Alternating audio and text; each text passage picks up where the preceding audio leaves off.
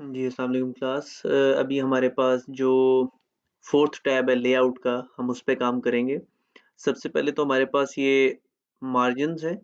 Margins के अंदर हमारे पास ये डिफरेंट मार्जिन्स हैं, जिस तरह के अगर मैं एक रैंडम फ़ॉर्मूला डाल के कुछ पैराग्राफ को लेकर आऊँ, तो मैं यहाँ से अगर मार्जिन्स को एडजस्ट करूँगा, तो मेरे पास इस पेज के margins according to my requirement मैं यहाँ से एडजस्ट कर सकता हूँ, ये आपको नज़र आ रहा होगा, राइट?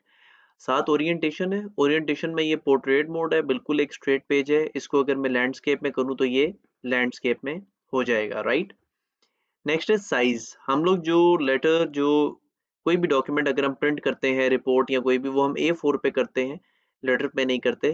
तो जो डिफ़ॉल्ट जो हमारे पास सिलेक्शन होती है, जो कि एक स्टैंडर्ड साइज़ है, वो A4 है। हम इसको क्लिक करेंगे तो ये पेज A4 साइज़ का हो जाएगा।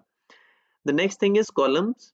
मेरे पास कॉलम 1 2 3 लेफ्ट और राइट, ये डिफरेंट चीजें हैं। इनमें से अभी ये जो कॉलम है ये 1 कॉलम है। 2 पे करूंगा तो ये एक ही पेज 2 कॉलम में डिवाइड हो जाएगा। जैसे कोई आर्टिकल आप लिखते हैं तो वो 2 पेजेस के ऊपर, एक पेज के ऊपर टू पार्ट्स में डिवाइडेड होता है। जैसे आप फ्लायर बनाते हैं, कोई ब्रोशर बनाते हैं, उसके लिए रिक्वायर्ड होता है। अब अगर मैं दोबारा इस पैराग्राफ को लिखूं तो आपको नजर आना शुरू हो जाएगा कि किस तरह मेरे पास जो है ये कॉलम सेट हो रहा है। कॉलम पे फिर मैंने क्लिक किया, 3 पे कर दिया, तो ये एक पेज मेरे पास 3 कॉलम्स में ये डिवाइड हो गया। फिर मेरे पास लेफ्ट है। लेफ्ट मीन्स कि मेरे पास लेफ्ट पार्ट, जो लेफ्ट वाला कॉलम है, उसका साइज स्मॉल है और राइट वाले का थोड़ा लार्ज है। अगर मैं राइट करूंगा तो राइट वाले का साइज स्मॉल हो जाएगा और लेफ्ट वाले का साइज इंक्रीज्ड रहेगा। अच्छा, इसके बाद मेरे पास जो ऑप्शंस आ रही हैं वो आ रही है ब्रेक्स की। हमने जो अभी तक किया हुआ है वो किया हुआ है पेज ब्रेक का। यहाँ पे अगर हम एक पेज को स्किप करना चाहते हैं, mark the point eight which one page ends and the next page begins.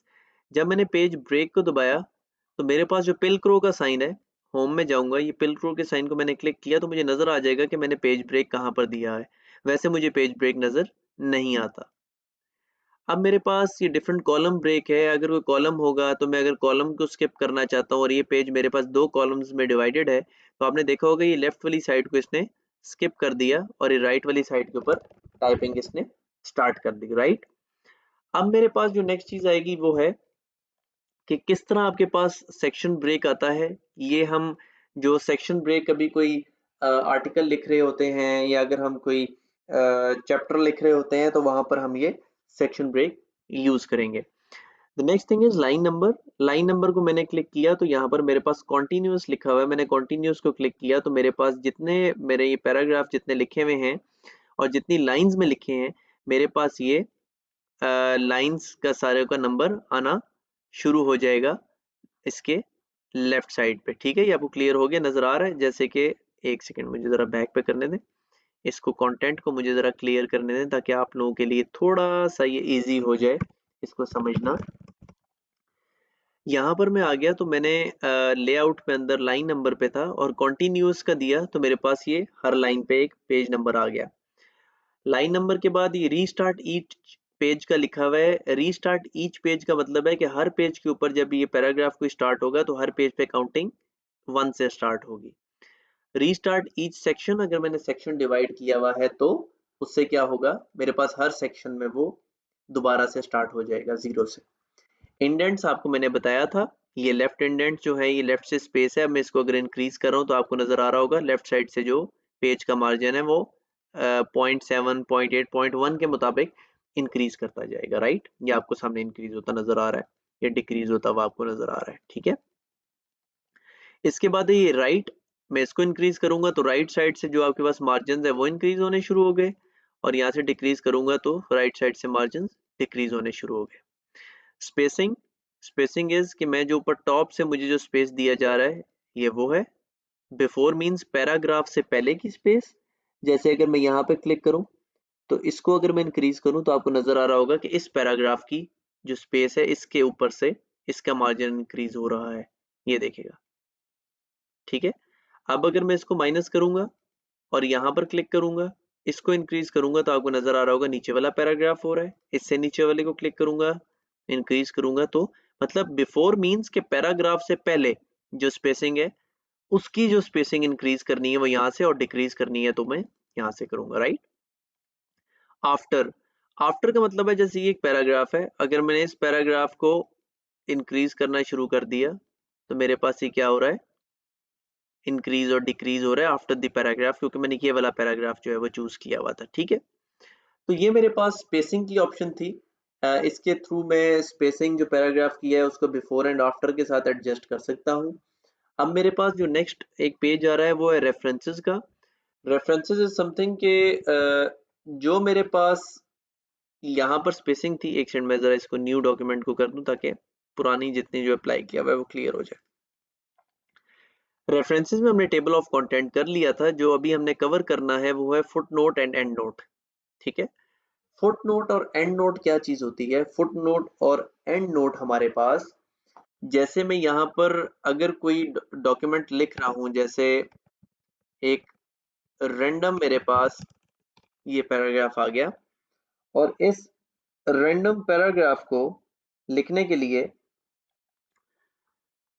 मैंने यहाँ पर ये फुट नोट और एंड नोट इसके साथ एडजस्ट करने हैं। तो वो कैसे होगा कि जैसे आप विकिपीडिया पे देखते हैं कोई ना कोई आर्टिकल लिखा होता है और उसके किसी वर्ड के साथ एक टॉप पे छोटा सा 1 2 3 लिखा होता है, तो जब आप उस पर माउस लेके जाते हैं तो वो आपको उसकी डिस्क्रिप्शन बताता है। अब देखिए मैं आपको कहूँ कि यहाँ पे लिखा है to make your document look professionally produced, word provides header, footer, cover page, and text box designs that complement each other. For example, you can add a matching cover, page, header, and sidebar. Click insert and then choose the elements you want from the different galleries. अब आपको यहाँ पे एक चीज समझ आएगी कि इसमें डॉक्यूमेंट की बात अगर हो रही है तो आप पूछेगा कि यार डॉक्यूमेंट कौन से वाला है, मतलब अगर आपको क्लियर नहीं है डॉक्यूमेंट कौन से, तो आप इसको हाईलाइट करेंगे और यहाँ पे लिखा हुआ है फुट नोट, ये लिखा हुआ है फुट नोट, आपने इसको क्लिक किया तो आपने जो ही क्लिक किया आपके उस पेज के लास्ट में 1 लिखा आ गया और आगे कुछ टाइप करने के लिए कर्सर आ गया। तो यहाँ पर आप लिख दें डॉक्यूमेंट कौन सा था, थीसिस की बात हो रही है, आपने एक डिस्क्रिप्शन उसकी प्रोवाइड कर दी, आपने थीसिस लिखा और आप टॉप पे गए तो आपको नजर आ रहा होगा इस डॉक्यूमेंट के साथ ही 1 लिखा हुआ है। जब आपने अपना माउस इसके ऊपर होवर किया तो आपको यहाँ पर नजर आ रहा होगा कि ये थीसिस लिखा हुआ है, ठीक है, आपको नजर आ रही है जो थीसिस लिखा हुआ है। तो इट मींस कि जब आपने इसके ऊपर माउस लेकर आएंगे तो आपको ऑटोमेटिकली पता चल जाएगा कि किस डॉक्यूमेंट की बात हो रही है, ठीक है, मतलब कौन से वाला डॉक्यूमेंट है जिसके ऊपर आपने ये सारी चीजें जो है वो लेकर आनी है, राइट। क्लियर हो गया? अच्छा, नेक्स्ट चीज जो मेरे पास आ रही है वो आपके पास एंड नोट है और फुट नोट है। अच्छा, दो तीन चीजें मैं आपको बता दूं। अब नेक्स्ट फुट नोट की बारी आ रही है ना, मैं यहाँ पर आता हूँ, कह दूं कि मैं अब यहाँ पर वीडियो वीडियो की बात आ रही है तो मैं इस वीडियो को हाईलाइट करके नेक्स्ट फुट नोट को क्लिक करूंगा तो आपको एक चीज नजर आएगी कि नीचे आपके पास कोई भी फुट नोट नहीं बना, ये मैं क्लिक कर रहा हूँ। लेकिन अगर मैं इस वीडियो को क्लिक करूंगा नेक्स्ट फुट नोट का मतलब है कि वो मुझे क्या करेगा, jump to the next footnote, कि वो मुझे अगले फुट नोट पे ले जाएगा। लेकिन अगर मैंने इंसर्ट करना है तो मैं वीडियो के ऊपर क्लिक करके इंसर्ट फुट नोट को क्लिक करूंगा और वो ऑटोमेटिकली उसको पता चल जाएगा कि डॉक्यूमेंट से पहले वीडियो का पैराग्राफ आ रहा है तो मैं उसको नंबर 1 दूं और डॉक्यूमेंट 2 को मैं नंबर 2 दूं क्योंकि सेकंड पैराग्राफ। अब वीडियो की जगह पे मैं यहाँ पे लिख दूंगा डॉक्यूमेंट्री, ठीक है, डॉक्यूमेंट्री मैंने लिख दिया।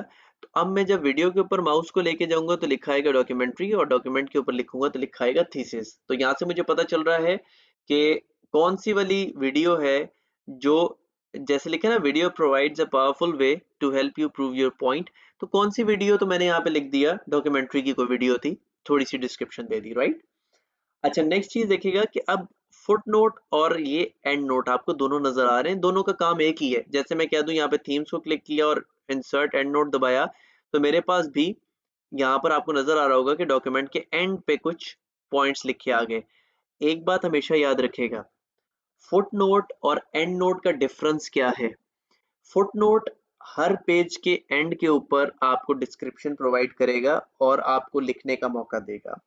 And note at the end of the document लिखा जाता है। लेट्स सपोज जैसे यहाँ पर एक ही पेज है तो वो मुझे यहीं पे लिखने दे रहा है, लेकिन अगर मैं इसको अनडू करूँ और मैं नेक्स्ट पेज के ऊपर यहाँ पर भी कुछ रैंडम पैराग्राफ दे दूं, तो मैं अगर यहाँ पर क्लिक करके जैसे कि लिखा हुआ है save time in word with new buttons को अगर मैं हाईलाइट करके इंसर्ट एंड नोट करूंगा, तो आप एक चीज देखेंगे कि इसने फर्स्ट वाले पेज को स्किप करके सबसे लास्ट वाले पेज को जहाँ पे डॉक्यूमेंट एंड हो रहा है वहां पर डिस्क्रिप्शन देने की मुझे ऑप्शन दी है। तो एंड नोट हमेशा डॉक्यूमेंट के पूरे आपके पास जो रिपोर्ट अगर है तो उसके एंड में, थीसिस है तो एंड पे, सबसे लास्ट पेज पे एंड नोट लिखा जाता है। और फुट नोट हर पेज के बॉटम पे डिस्क्रिप्शन देता है जैसे कि यहाँ पर दे रहा है। अब अगर मैं यहाँ पर किसी वीडियो पे क्लिक करके दोबारा यहाँ पर इंसर्ट फुट नोट करूंगा तो फुट नोट नंबर 3 तो लिखा आ गया, लेकिन मेरे पास वन पेज को स्किप करके वो सेकंड वाले पेज पे आया क्योंकि उसकी डिस्क्रिप्शन इस पेज पे पड़ी हुई है, ये वाली वीडियो इस पेज पे पड़ी हुई है।